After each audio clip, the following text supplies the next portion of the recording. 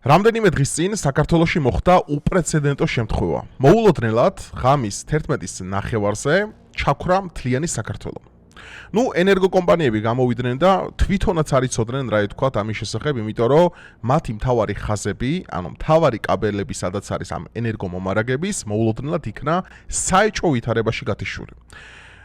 დღეს, უკვე გუშინ, მოდი ესე ვთქვათ, გუში გავრცელდა უფრო, რომ სუსმა სახელმწიფო უსაფრთხოების სამსახურმა გავრცელა მიმართვა ამის შესახებ, რომ დაწყებულია გამოძიება შესაძლო საბოტაჟის კვალიფიკაციით, საბოტაჟი ვინც არის გეტყვით, რომ ეს არის მიზანმიმართული ქმედება, რომელიც შეიძლება იყოს უცხო ქვეყნის ინტერესების, რომელიც შეიძლება იყოს ადგილობრივი საბოტაჟი, გამოძიება ამაზე მიმდინარეობს, რა თქმა უნდა და სუს ეცოდინება პასუხი უახლოეს პერიოდში, ეტაპობრივად საზოგადოებას გააცნობს, მაგრამ მე მინდა ეხლა სიუჟეტიც უნდა ვნახოთ ამის შესახებ, მაგრამ კიდევ ერთი ხაზგასმით მინდა ვთქვა რომ საეჭვოდ დაემთხვა ის ფაქტი, რომ უკრაინამ მაგ დღეს მიიტანა იერიში რუსეთის სხვადასხვა ენერგოობიექტებს. ზუსტად მაგ დღეს. საეჭვოდ, ეს არ ვიცი დამთხოვა არის, ეს არ ვიცი მიზანმიმართული ქმედება, არ ვიცი. ეს არის უბრალოდ აზრი.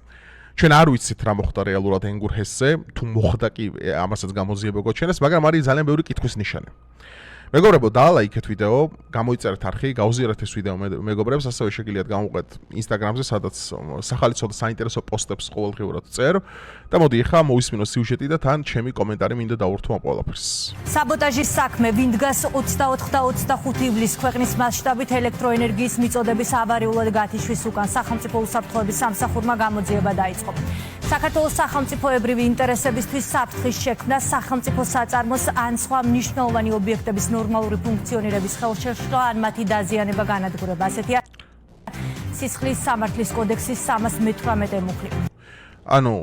საბოტაჟი რას ნიშნავს ეს აგიხსენეთ, ეს არის მიზანმიმართული ქმედება, როდესაც ქვეყანა, ორგანიზაცია, კონკრეტული სინდიკატი, ხალხის ჯგუფი მიაქვს კონკრეტული დივერსიული, ესე ვთქვათ, ოპერაცია ენერგო ობიექტზე, ამ შემთხვევაში ჩვენი ხა ენერგომომარაგების თავარი წყარო არის ენგურჰესი. ჩვენ არ ვიცით ჯერჯერობით რა მოხდა, ან თუ მოხდა საერთოდ მანდრამე, იმიტომ რომ იდეაში, როგორც ვიცით, ხა ენგურჰესი ნაწილი აფხაზეთს მიეწოდება, ნაწილი საქართველოს მიეწოდება, აქ არსებობს ორხრივი შეთანხმებები. ჩვენ ისიც არ ვიცით ბევრი რაღაც რომ გაიგზავნა თუ არა საერთოდ დრონები, უკრაინის დრონები აფხაზეთის მიმართულებით, იმიტომ რომ ბოლო თვეებში რამოდენიმე დაფიქსირდა, არ ვიცით ამაზე, პირდაპირ შემიძლია ამ მომენტში გითხრათ, მაგრამ საეჭვო გარემოებებია, რომ მაგ დღეს დაიბომბა ბევრი რუსული ენერგოობიექტი უკრაინული დრონებით.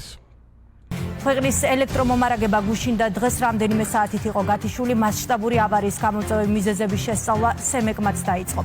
ნანა გოგატაძეს ვთავთ კურიერის პირდაპირ ეთერში. ნანა, რა განცხადება გაავრცელა სახელმწიფო უსაფრთხოების სამსახურმა და მე პირველი, სხვათა შორის მაგ მომენტში, როდესაც დენი მიდიოდა, ეს იყო ძალიან ნელი წასვლა დენის. თქვენც ნახავდით, ეხა ბუნებრივია, ხო, თუ ვინც საქართველოში ცხოვრობთ, ეხა რომ როდესაც დენი მიდის სწრაფად, დაზიანება ხდება კონკრეტულად, ან მაგალითად შენთან ახლოს ყოფ ესე ვთქვათ გენერატორზე, ან ძირითად გამანაწილებელ ენერგოწყაროზე, რომელიც ანაწილებს, როდესაც სწრაფად მიდის, ეს ძალიან მარტივი ფიზიკა არის მათთვის, მაგრამ როდესაც დენი მიდის ნელა, აქ არის მთავარი წყარო. იმიტომ რომ ეს იშვიათად ხდება. ეხლა მე ნახე როგორ მიდიოდა დენიცი, ძალიან ნელად, დინამიურად დაახლოებით რამოდენიმე წამი დაჭირდა იმისათვის, შეიძლება 3, 4, 5 წამიც, რამდენადაც მე მახსოვს, რომ დენი მთლიანად წასულიყო. სახზე მაქვს საუბარი, ხო, ნელა ირთვებოდა ისენი, რა ქვია, ნათურები, კომპიუტერი, კონდიციონერი, განათება, ყველაფერი აბსოლუტურად. რაც ბუნებრივი აჩვენებს, რომ ეს არის მთავარი დარტყმა ყოველთვის, ცენტრალურიდან ითიშება. ხო, იმიტომ რომ აბსოლუტურად სხვადასხვანაირი წასვლა აქვს სწრაფზე ნელს, სხვადასხვა მიზეზით შეიძლება ქონდეს. ეხლა, ისევე ლოგიკური კითხვა. ვის ინტერესებში შეიძლება ყოფილიყო საქართველოში ენერგოსაბოტაჟი? ეხლა საეჭვო გარემოებები რა არის კიდევ ერთხელ მოვუყურებ, ხო? რუსეთი პირველ რიგში, რა თქმა უნდა, ბუნებრივია. ყველა ამას იფიქრებდა. უბრალოდ რა მოტივი შეიძლება და ამ ყველაფერს ქონოდა, ეს აბსოლუტურად გაუგებარია, რა ძალის დემონსტრირება ან რა რბილი ძალის დემონსტრირება შეიძლება აქ ქონდეს ადგილი, ეს არის აბსოლუტურად გაუგებარი, იმიტომ რომ მას უბრალოდ არ ჭირდება ჩვენთან მიმართებაში მსგავსი სახის ქმედება. მეორე ვარიანტი შეიძლება ვიფიქროთ უბრალოდ რომ აფხაზის სეპარატისტებისგან ხომ არ იყო სიტყვაზე რაღაცის სახის ქმედება, სიტყვაზე უბრალოდ ბუტაფორიულად ვამბობ, რომ სიტყვაზე ამით რაღაცის სახის მაგალითად ანგარიშის გაწევა უნდა და ჩვენთან ან რაღაცის დაბრუნება. ძალიან ბევრი თეორია ამასთან მიმართებაში ხო, რა შეიძლება გამოიწვია, რომ რაღაც ტარიფები ვინმეს არ მოწონს, ან რაღაცებზე ფასები გაიზარდა, ან ზოგადად აფხაზეთის ამჟამინდელ მარიონეტულ ხელისუფლება ვინებიც არიან, მათ აქვთ რაღაცა ენერგო პრობლემები, იმიტომ რომ მათ რუსეთმა გაუწყვიტა ნაწილი აფხაზეთის, რომელსაც ენგურია არ ამარაგებს, ბუნებრივია ესეც ერთ-ერთი თეორიად განიხილება. მეორე ხო არ იყო შიდა საბოტაჟის მცდელობა, კონკრეტული დივერსიული ჯგუფი ხო არ იყო, რომელსაც საქართველოში რაღაც დესტაბილიზაციის შექმნა უნდა და ამან გამოიწვია ეს ყოველები, ძალიან ბევრი კითხვის ნიშანია. მეოთხე ხა მე რას თქვი დასაწყისში რომ შესაძლებელია უკრაინელები ყოფილიყვნენ, ამას არ განვიხილავ მე გამიზნული ქმედებით შეიძლება. და რატო არ განვიხილავ? ორი მიმართულება აქვს ხა მეოთხე თეორიას. პირველი გამიზნული ეს არის რომ სიტყვაზე ჩვენთვის უნდათ კონკრეტული რაღაცით არტყმის მოყენება, ვერბალურად და მეორეა არაგამიზნული რას ნიშნავს რომ კონკრეტულად ხო არ მოხდა სიტყვაზე დრონი რაღაც კაბელს, მთავარი კაბელს, ან კონკრეტულად ხო არ დაზიანდა ენგურხესზე რაიმე, ძალიან ბევრი შანსია ამ ყველაფერს ხვდებით, მაგრამ ეს ავტომატურად ხო არ ნიშნავს რომ ვიღაცა გამიზნულად გიკეთებს ამ ყველაფერს. შეიძლება შემთხვევით ყოფილიყო ხა რუსეთ-უკრაინის ომში, აგერ იმან აქვია შავი ზღვის სანაპირო მაგალითად ერთ-ერთი ჭურვი გამორიყა. ეხა ამას წინათ ხო რენდომად და ძალიან ბევრი რამე ხდება. ეს უეჭველი კიდევ ერთხელ ვამბობ, ეს არ ნიშნავს უეჭველი, რომ სიტყვაზე ვიღაცას გამიზნულად უნდა შენთვის. ბევრი თეორია, მაგრამ გამოძიება ამ ყველაფერს დაარღვევს. გურია შეფასებები. მას შემდგომ რაც მთელი ქვეყნის მასშტაბით რამდენიმე საათიანი ინტერვალით ორჯერ გაითიშა ელექტროენერგია სახელმწიფო უსაფრთხოების სამსახურმა, დღეს საბოტაჟის მუხლით დაიწყო გამოძიება, ოფიციალურმა უწყებამ ოფიციალური განცხადება რამდენიმე საათის წინ გავრცელა, საიდანაც შევიტყვეთ რომ გამოძიება დაწყებულია სისხლის სამართლის კოდექსის 318. ეს ეს სისხლის სამართლის დანაშაული რო არის, ეს ცხადია, ხა მაგას აღარ ჭირდება, ხო ეს არის ფაქტიურად, რავი, თელეერს უთიშავ დენს, ახლა ამაზე თითი უბედურება რა შეიძლება გააკეთო, ხო, ელექტროენერგიის გარეშე. და რატო? ზოგადად ელექტროენერგიის გათიშვა, ზოგადად ვენესუელაშიც რომ მოხდა ეგეთი ფაქტი, ამერიკელებმა ოპერაცია რო ჩაატარეს მადუროს დაკავების მანდატს ეგრე მოახდინეს კონკრეტულ მაგ ტერიტორიაზე, იმაში ვენესუელაში, ხო, კოლუმბია მეგონა რომ კოლუმბია ვთქვი, ვენესუელაში, როდესაც მადუროს წინააღმდეგ ოპერაცია მიმდინარეობდა, მანდატს მოახდინეს სპეციალური იარაღით დენის გათიშვა კონკრეტულ ლოკაციაზე და ისე მოიპარეს მადურო. და რატო? ეხლა უყურეთ საბოტაჟი რატო ქვია ამ მომენტს? ეხლა ხო დენის წასვლა პირდაპირ დანაშაული რა უნდა იყოს, ხო? მაგრამ მეორე ნახე თემა აქ რა არის, რომ დენის წასული ჩვენ შეიძლება ისეთი ოპერაცია განახორციელო, რომელიც CCTV კამერებმა არ აღბეჭდონ. GPS-მა არ აღბეჭდოს. და ეს დანაშაული თავიდან ბოლომდე დაიფაროს. ლაკასადელა პაპელში და სხვა ესე ვთქვათ Money Heist-ების ფილმებში რო არ ხო დენს როდესაც თიშო შენ სამხელები აღარ გაქვს უკვე აღარ არსებობს ტკისებულები რომ შე რაღაც გაიტანი ან ვინმე მოკალიან და მე დააშა ხვდები ანუ დენის დანი გათიშო უშუალოდ დანაშაული არ არის მაგრამ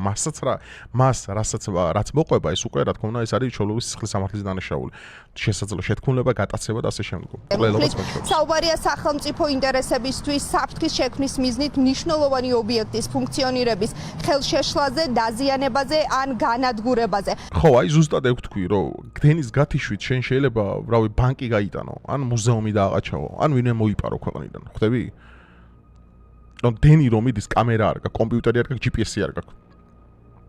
ბეტმენი ვით გაგეპარება. დამნაშავე ხვდები? დაკედან გამომდინარე, ანუ დენის მასიური წასვლა განიხილება და კვალიფიცირდება როგორც საბოტაჟის, ანუ მიზანმიმართულ ქმედებად, ანტისახელმწიფოებრივი, რა თქმა უნდა, თავიდან ბოლომდე მოტივი გაუგებარია. ჯერ ამაზე ხა მე ვერ ვიტყვი მე თეორიებს ვსახელებ დანაშენი სახელმწიფო უსაფრთხოების სამსახურმა უნდა მიხედოს ბუნებრივია.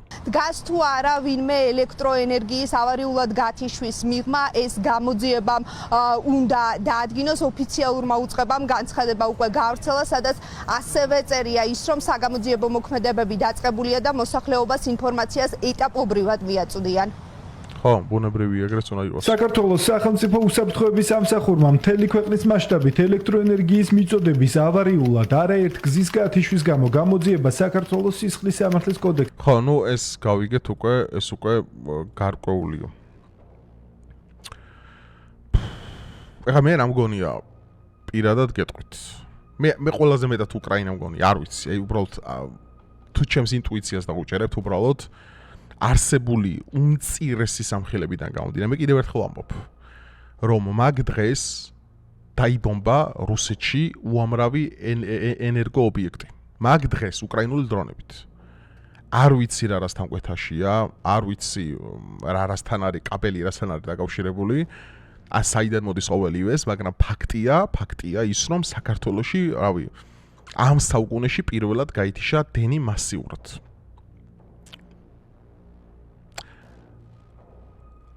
ნუ, ეხლა დღეს რა მოხდა კიდე დამატებით? უკრაინულმა დრონმა კასპიის ზღვაში დაარტყა ერთ-ერთ ირანულ ფრიგატს და მოკვდა ერთი ირანელი ზღვაოსანი.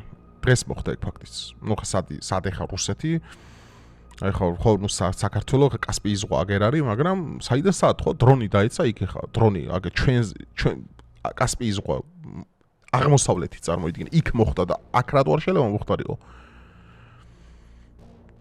ანუ ამით რისი თქვა მინდა? ნუ უკრაინული დრონები ხა ზელენსკი მით ამაყობსო, ჩვენი დრონები ვაღწევენო, მალე 10,000 კილომეტრსაც გადააჭარბებენ და იქით გავლენო. ბობერის ტიპის მოიერიშე დრონები აქვს უკრაინას, რომელიც ძალიან ძლიერია. არხანგელსკში და იმაში უწყავს რუსებს. ამიტომ მე ეს თეორია ყველაზე რეალურად მეჩვენება. ჩემი აზრით თუ გაინტერესებთ. ეხა იმასაც არ გამოვრიცხავ კაცო თვითონ ავარიული დაზიანება ყოფილიყო ზოგადად, მაგრამ ესე მოულოდნელად ესე უცებ? ძალიან საიჭოა. თან ეხა ენერგო ინდუსტრიული ცენტრი მაგალითად ხო? ენერგოობიექტი, ბოდიშით. მუშაობს როგორ? შვეიცარიული საათივით არის აწყობილი ქაურობა. მთელი სისტემა და ის 9-ჯერ მოწყვდება და მონიტორინგი და მთელი რუტინა კენგურჰესი როგორ მუშაობს, ეს ნანახი მაქვს და ეს არის შვეიცარიული საათით აწყობილი სისტემა, ხო? რა უნდა გაიაროს რა, რისგან როგორ გამომდინარეობს მე და როგორ გამოიყოფა იქიდან უზარმაზარი წყლის რაოდენობა, მე როგორ გადაიტყორცნება, მე როგორ გამოიმუშავებს ეს ტურბინები ენერგიას და მთელი ფილოსოფია, ხო? საინჟინრო, ჰიდროინჟინერია. ესე მოულოდნელად? ჯვარის საქართველოს წერი ახლა ინუგრუხესეთ ავტომატური ისეთი მიწისძვრან დაზიანება ისეთი რომ მოხდარიყო და რომ გახეთქილიყო ჯვარი წერია ნახევარ საქართველოს წალეკავს ხო ის უზარმაზარი წყალი. არ ვიცით კიდევ ერთხელ ვამბობ ის იმდენად არის დაკავშირებული ეს ენგურჰესის თვითონ ნაწილი აფხაზეთს და იმდენად არის გაყოფილი აქ ფუნქცია ობიექტები საიდან სადენი გადაიჭრება რომ არ ვიცი საჩელება მოხდარიყო და ვისგან შეიძლება ყოფილიყო ეს ყველაფერი. ეს სწორედ მაგას შეიძლება სახელმწიფო უსაფრთხოების სამსახური რომ ეს მაქსიმალურად დოდიშეთ ეს მაქსიმალურად იქნეს გამოძიებული. იმიტომ რომ აქ ძალიან ბევრი რამე შეიძლება მოხდარიყო. აი ძალიან ბევრი რამე. კიდევ ერთხელ ვიმეორებ, დენის მასიური გათიშვა არის შესაძლო კრიმინალის ჩადენისთვის, ანუ იდეალური მოვლენა, რაც შეიძლება გააკეთო. ხო? ფილმები გაქვთ ალბათ რა ნახე, სპეციალურად თიშავენ ელექტროფიუზერს, ანუ დენის თავარ წყაროს და მე გაქვთ ბანკები, მუზეუმები და ასე შემდგომ, ხო? და მთელ ქვეყანას რო თიშავ, ბოდიში, რამხელა რაღაც არის, ხო აქ? ნუ, ამ ყველაფერს ალბათ გამოძიება დადგეს, მაგრამ ჩემი ეჭვები თუ გამართლად ამაში უკრაინული ხელი ერია. ალბათ ძალიან გაბწოლდება საქართველოსა და უკრაინას შორის დიპლომატიური ურთიერთობები. თუ ეს რეალობა აღმოჩნდა. მაგრამ ნახოთ. გამოძიებას დავაცადოთ, მივყვეთ ეტაპობრივად და სახელმწიფო უსაფრთხოების სამსახური ეტაპობრივად გაგვაცნობს ამ ყველაფერს, თუ რამე სიახლე იქნება. რავი, თქვენ დაწერეთ თქვენი აზრი ამასთან მიმართებაში, რას ფიქრობთ? ამაზე აზრი რო არ გამოვიხატა შანსი არ იყო, რომ მოულოდნელად, რავი, ხამით დაფენელდა მთელ საქართველოში, რავი, შემეშინა მეთქი ვინახაც ვარ ბომბავს ან ომი ხო არ იწყება ან რაღაც, იმიტომ რომ ესეთი რაღაც რო ხდება, იღა რომელიც საუკეთესო შენ და შენ სიცოცხლეში არ ყოფილა. ბუნებრივია, ბევრი შიში და იჭვი გიჩნდება ადამიანს. ბევრი თეორია მაშინაც ჩემმა გამოწერებმა გამაცნეს. დაწერეთ თქვენს რას ფიქრობთ ამასთან დაკავშირებით და ლაიქეთ ვიდეო გამოიწერეთ არხი და დროებით.